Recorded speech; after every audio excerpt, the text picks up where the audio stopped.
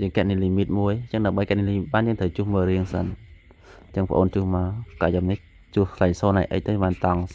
0តង់0ស្មើ0ដោយសារស៊ីន0ស្មើ0ណាអញ្ចឹងវាស៊ីនចែកឲ្យកុស0ចែកនឹងកុស0ស្មើ1ហើយទៅឲ្យ0ណាចាំមានអីបាទកន្លែងខ្ញុំនេះស៊ីន0គឺស្មើ0អញ្ចឹងរៀងមិនកំណត់0និង0បាទយើងដឹងរៀងណារៀង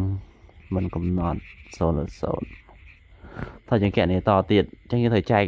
ខាងលើនឹង x និងខាងក្រោមនឹង x ដើម្បីចូលរួមមុនណាអញ្ចឹងចេះមក limit x ក៏ទៅចិត្ត0ទៅយើងចែកនឹង x មកតង់ 2x ចែកនឹង x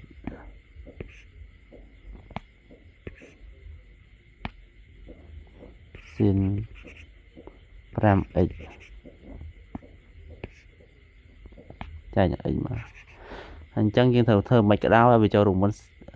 តង់ ax លើ ax អញ្ចឹងយើងត្រូវដាក់ពីលើដាក់ពីក្រោមមកហើយយើងគុណពីលើវិញចែកនឹង2ទៅគុណនឹង2វិញឲ្យវាស្មើអញ្ចឹងណា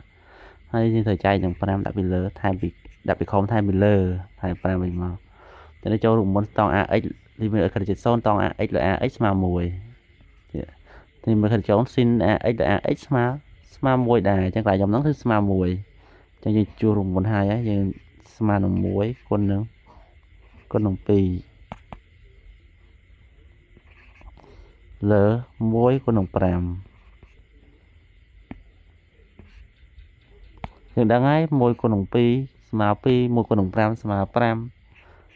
ចឹង limit យើង a គឺស្មើនឹង2លើ5បាទសូមអរគុណ